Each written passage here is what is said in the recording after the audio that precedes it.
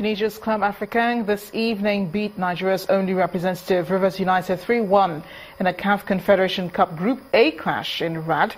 The home team showed their dominance from the opening whistle and took a 2-0 lead in the first half. Rivers United showed some fight at the start of the second half and managed to pull a goal back in the 53rd minute, courtesy of a strike from John Odumegu. Club Africain saw their 2-goal advantage restored in the 71st minute after an own goal from Joseph Daudaji, 3-1. Club Africain are in action again on the weekend of May 23rd away to Uganda's KCCA, while Rivers United will host FUS Rabat. Use the speed. You will unlock this defense and Also, what they do well is when they whistle against the opposition side. Ball in, Rusika is there. Oh, they don't go. His presence was enough to cause the confusion. And it's an embarrassing own goal. 2-goal cushion established by Club Africain. To the side that could argue. Tottenham have secured second spot in the English Premier League with a 2-1 win over Manchester United in their final match at White Hart Lane. Goals in each half from Victor Wanyama and Harry Kane gave the home side a 2-0 lead before Wayne Rooney netted for Jose Mourinho's changed United side on 71 minutes. Tottenham have also gone unbeaten at home for the first time in a league season since 1964 to 1965. Earlier, Liverpool moved to within one win of a return to the Champions League with a 4-0 flogging of West Ham at the London Stadium. Hull City is now the third side to be relegated to the English Championship following a 4-0 defeat at Crystal Palace. Motorsport, Mercedes driver Lewis Hamilton has won the Spanish Grand Prix from pole position earlier today to cut Sebastian Vettel's overall lead in the Formula One Championship to 6 points with a quarter of the season completed. The Mercedes driver's 55th career win was hard-fought and tense. However, with Ferrari's Vettel seizing the lead at the start and in the hunt all the way to the finish as the tyre strategies played out. The Briton took the checkered flag 3.4 seconds clear of the German, who did all he could to beat him. Red Bull driver Daniel Ricciardo finished in third place.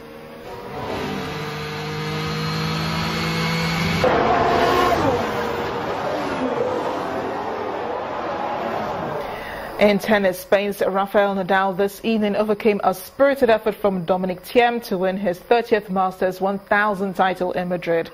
The Spaniard edged a punishing set tie break, sapping the energy out of his opponents before wrapping up a 7-6, 6-4 victory.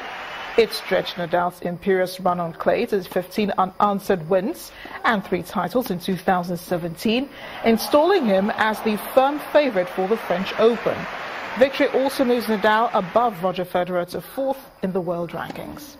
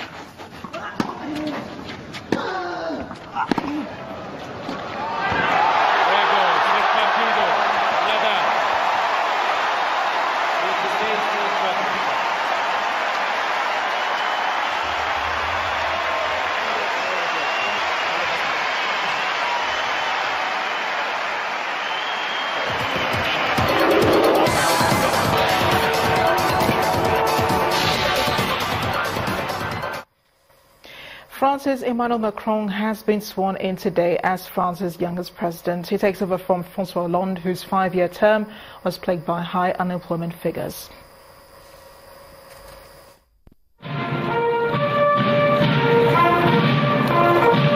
The 39-year-old was sworn in as the 8th president of the French Fifth Republic in a ceremony at the Élysée Palace in Paris. After receiving a warm welcome from outgoing President François Hollande at the Élysée Palace at around 10 a.m. local time, both of them held a closed-door meeting, during which Macron was handed the coast to France's nuclear arsenal. President of the Constitutional Council, Laurent Fabius, then announced the final results of the presidential elections before Macron finally assumed office.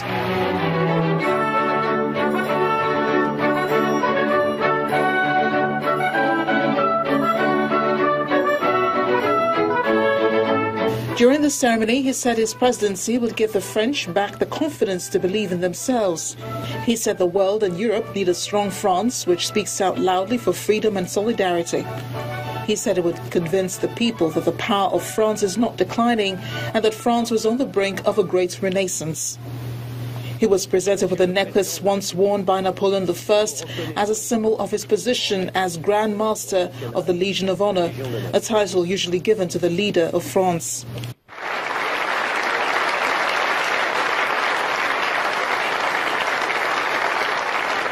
The new president faces a busy week, beginning with his trip to Berlin on Monday to meet German Chancellor Angela Merkel and to demonstrate his commitment to the European Union.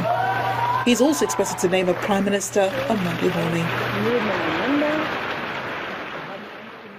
The United States has once again condemned North Korea's recent missile test, accusing its leader Kim Jong-un of being, quote, in a state of paranoia. U.S. Ambassador to the United States, Nikki Haley, made the remark during an interview with ABC News. She said the United States would continue to tighten the screws on North Korea, echoing President Donald Trump's call for stronger actions against North Korea through China, though China has been calling for restraint. The president has once again said he would be willing to hold talks with President Kim under the right conditions. North Korea recently responded saying it would hold talks with the U.S. if the conditions were right. Ambassador Haley says North Korea's actions could prevent that from happening. And the main news again. Some African leaders today identified ICT as the next big business in the continent that will effectively curb youth unemployment. The leaders arrived at the decision at the Transform Africa Summit in Kigali, the Rwandan capital. Also today, some IDPs rejected offers to return home after over 500 of them were relocated from the Yola camp to allow Youth Corps members undertake orientation. That is the news at 10 tonight. Thank you for watching. I am Amarachi Ubani. Good